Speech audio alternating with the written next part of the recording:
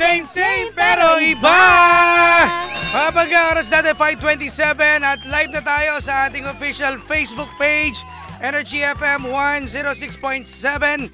Sa mga nakikinig po sa radyo, Pangga, kung gusto nyo kayo makita, pwede nyo puntahan kami sa ating Facebook page. Ayan, share na natin. Share na natin yan.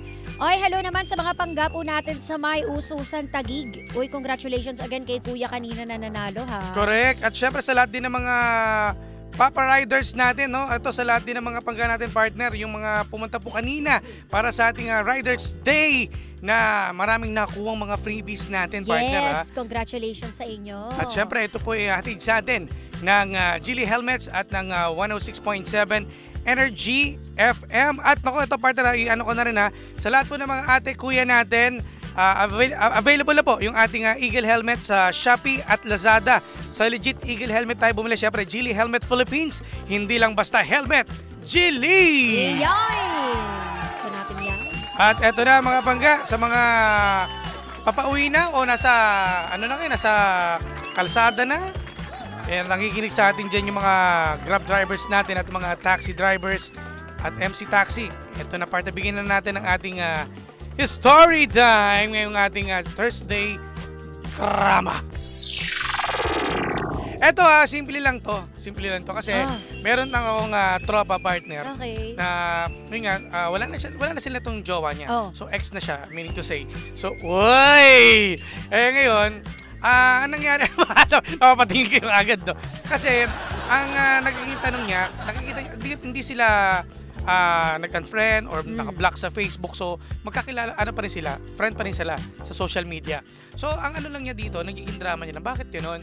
Nakikita niya yung sa story, sa post, na merong mga lugar siyang pinopost doon na picture na alam na itong ni Kuya na kung saan sila nag-date kasi mayroong may restaurant doon na alam niya at meron ding lugar or beach na pinupuntahan nila na pinopost niya at sabi niya see you Manila, parang gano'n.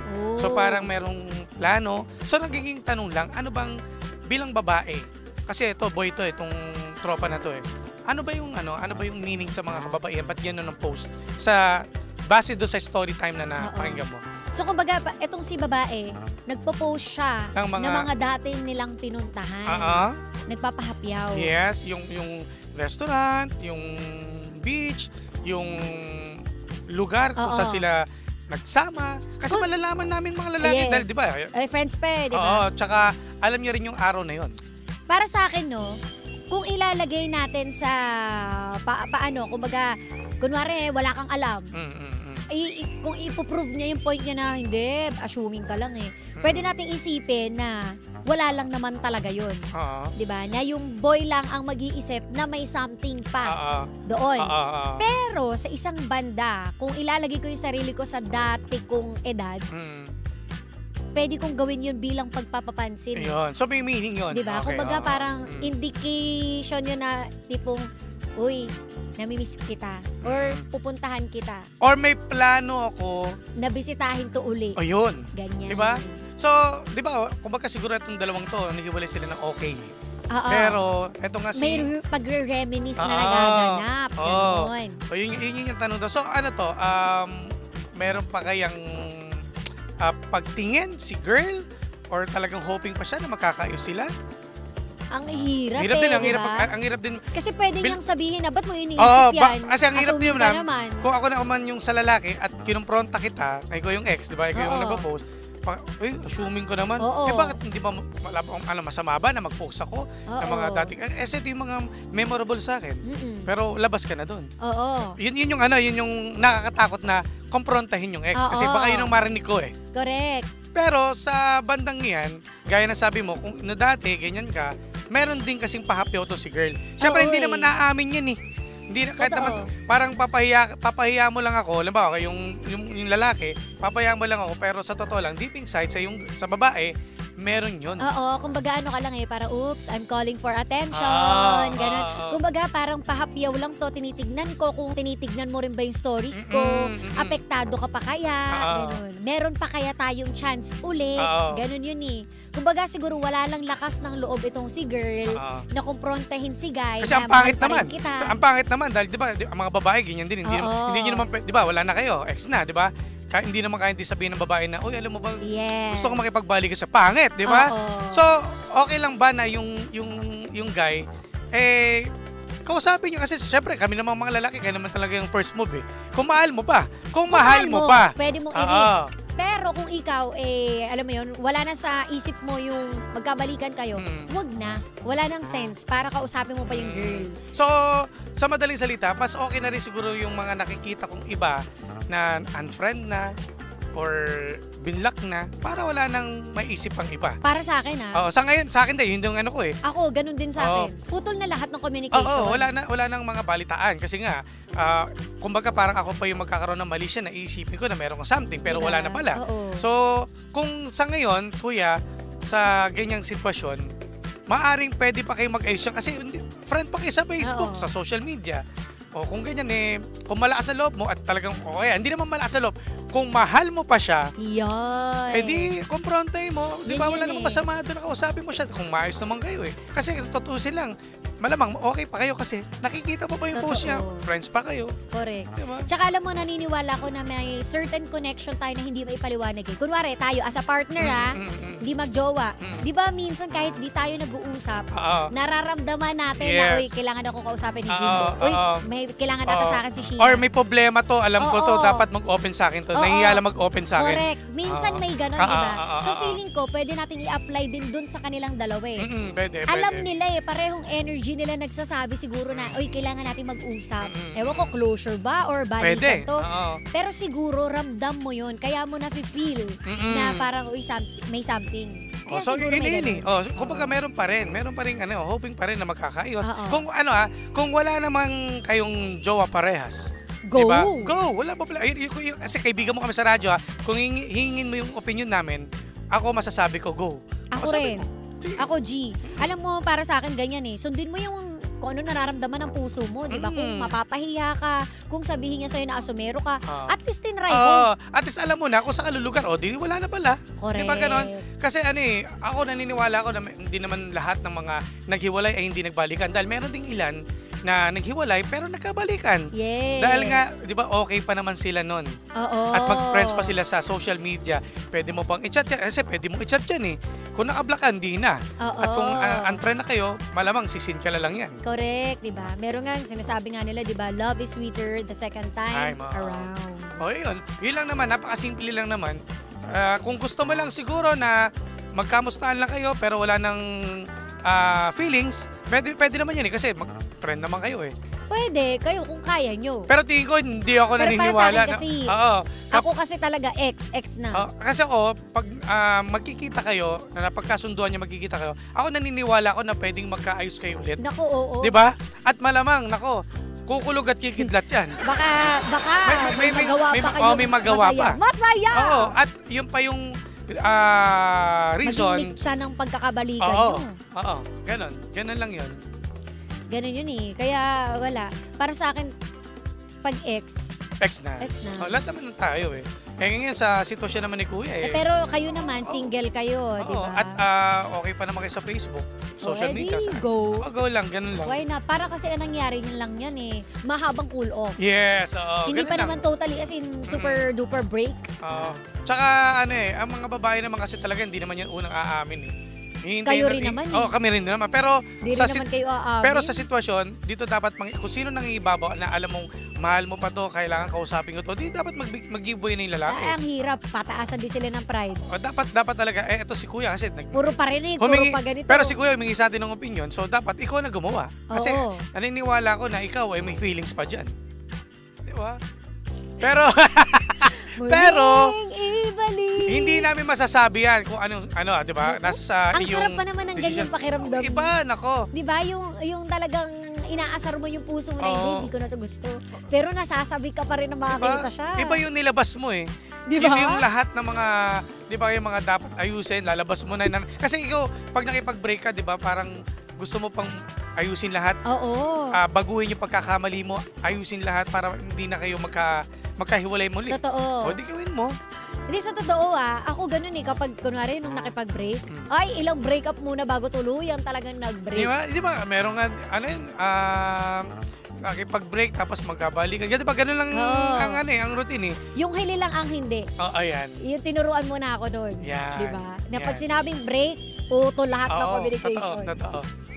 Ay, nako. Ayan, sana, ang ano lang namin dito, kuya, kung kaya mo ayusin, di pwede ba? Wala namang masamang Totoo. Subukan na mahalin siya ulit. Diba? At ako naniniwala ko na yung girl naman hindi willing. naman, willing niya. Naghihintay lang niya ng text or message mo na pwede ba tayo mag-usap? Yes. Pwede ba tayong... Umpisahan mo sa heart. O mag-heart ka ng story niya. Okay, magsimple ka lang na, uy, naalala ko yan, di ba dyan tayo nag-stay, dyan tayo nagpunta, dyan tayo kumain. Doon magsisimula na yung conversation niyo eh. Oo, diba? Sasagot sa'yo, hehe. Yan na yun. Kapag niya set tayo kailan ka available? Ayan! Diba? Ayan, good luck sa'yo kuya ha. Na alam ko naman may lakas ka pa ng loob at mahal mo pa rin siya. Yan. Kausapin mo na. Hay, nako. Sige, Usap tingnan natin. usap. Tingnan natin sa ating Facebook Live. Yung mga karamihan din pong sumasagot sa atin sa ating live. Kung mahal mo pa kuya, ikaw yung gagawa ng paraan. Lalo na kung mahal mo pa. Di ba? Asa na yung sa akin? Sabi rito, oo, tama. Kung mahal pa niya, lalo na kung may communication pa daw. Sabi naman niya, dapat po kasi binibigyan ni kuya ng closure doon sa past relationship niya. Kasi hindi siya makakausad kung mahal pa niya yung ex kahit may present na siya. So, importante din yung closure, no? Para, alam mo, hindi ako naniniwala. May ilan-ilan naman, no?